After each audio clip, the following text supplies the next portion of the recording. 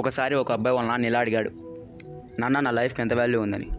అప్పుడు వాళ్ళ నాన్న అన్నాడు, ఒకవేళ నువ్వు నిజంగానే నీ లైఫ్ వాల్యూ తెలుసుకుందాం అనుకుంటే నేను ఒక రాయి ఇస్తాను, ఈ రంగు రాయి తీసుకొని మార్కెట్కి వెళ్ళు అండ్ అక్కడ నేను ప్రైజ్ అడిగితే ఏం చెప్పకు, నీ 2000 చూపించు చాలు. వాళ్ళ నాన్న చెప్పినట్టు అబ్బాయి మార్కెట్కి వెళ్ళాడు. కొంత టైం అక్కడే కూర్చొని ఉన్నాడు. కొంతసేపటి తర్వాత ఒక పెద్ద ఆవిడ తన దగ్గరికి వచ్చింది. ఆ రాయి ప్రైజ్ ఎంత అని అడిగింది. ఆ అబ్బాయి సైలెంట్గా ఉన్నాడు. తనేం మాట్లాడంలే. తన 2000 చూపించాడు. అప్పుడు ఆ పెద్ద 200 రూపాయలా, సరే నేను ఈ రాయి నీ దగ్గర నుంచి కొనుక్కుంటా అని చెప్పింది. ఆ అబ్బాయి ఒక్కసారిగా షాక్ అయ్యాడు. ఒక రాయి విలువ 200 రూపాయలా? ఎందుకంటే రాళ్ళు ఎక్కడైనా దొరుకుతాయి, కానీ ఒక రాయి విలువ 200 రూపాయలా? తను వెంటనే వాళ్ళ నాన్న దగ్గరికి వెళ్ళి ఇలా అన్నాడు, నాన్న నాకు మార్కెట్లో ఒక పెద్దవాడు కలిసింది అండ్ ఈ రాయికి 200 రూపాయలు ఇవ్వడానికి సిద్ధంగా ఉంది. వాళ్ళ నాన్న అన్నాడు, ఈసారి నువ్వు ఈ రాయిని మ్యూజియం తీసుకొని వెళ్ళు అండ్ అక్కడ ఎవరైనా దీని ప్రైజ్ అడిగితే ఏం చెప్పకు, జస్ట్ నీ 2000 చూపించు చాలు అన్నాడు. ఆ అబ్బాయి మ్యూజియంకి వెళ్ళాడు అండ్ అక్కడ ఒక మనిషి చూపు ఈ అబ్బాయి చేతిలో ఉన్న రాయి మీద పడింది.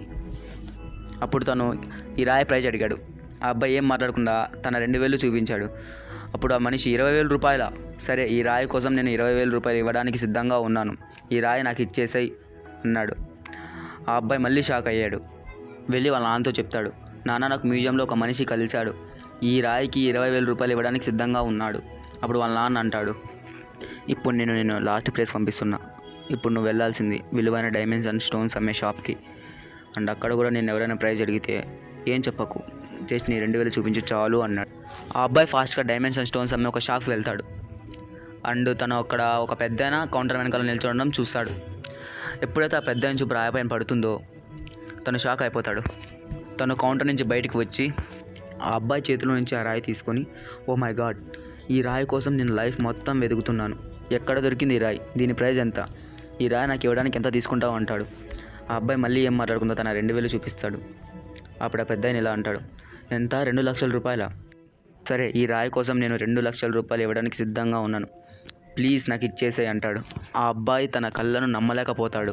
వెంటనే వాళ్ళ నాన్న దగ్గరికి వెళ్ళి ఇలా చెప్తాడు, నాన్న ఒక పెద్దతను దీనికి 2 లక్షల రూపాయలు ఇవ్వడానికి కూడా సిద్ధంగా ఉన్నాడు అని. అప్పుడు వాళ్ళ నాన్న నవ్వుతూ ఇలా అంటాడు, ఇప్పుడు అర్థమైందా నీ లైఫ్ వాల్యూ? నీ లైఫ్ వాల్యూ అనేది నిన్ను నువ్వు ఎక్కడ ఉంచుతావు అనే దాని మీద డిపెండ్ అయి ఉంటుంది. ఇది నువ్వే డిసైడ్ కావాలి. నువ్వు 200 రూపాయలు రాయిగా అవుదాం అనుకుంటున్నావా, లేకుంటే 2 లక్షల రూపాయలు రాయిగా అవుదాం అనుకుంటున్నావా? గాయస్, మిమ్మల్ని లైఫ్లో ఇష్టపడే వాళ్ళు చాలామంది ఉంటారు. వాళ్ళకి మీరు అన్నీ, ఇంకొందరు ఉంటారు మిమ్మల్ని కేవలం ఒక వస్తువులా ట్రీట్ చేస్తారు. వాళ్ళకి మీరు ఏం car. Me worth and value ఎప్పుడు వేరే వాళ్ళు మిమ్మల్ని ఎలా ట్రీట్ చేస్తున్నారు అనే దాని మీద డిపెండ్ అవ్వదు. మీ ట్రూ వర్త్ వాల్యూ ఎప్పుడు మీ పైన డిపెండ్ అవుతుంది. ఈ స్టోరీలో 200 రూపాయలు అడిగిన పెద్ద ఆవిడికి ఈ రాయి విలువేంటో తెలియదు. అదే 2 లక్షల రూపాయలు అడిగిన పెద్ద ఆయనకి ఈ రాయి అసలైన విలువేంటో తెలుసు. సో మీ విలువేంటో తెలుసుకోండి, తెలిసేలా చేయండి. ఎప్పుడు తక్కువగా అమ్ముడుకుపోకండి. మీ వాల్యూ లేని చోట అస్సలు ఉండకండి. అది రిలేషన్షిప్లో అయినా, జాబ్లో అయినా, ఎక్కడైనా. So this is Arvind Tej signing of.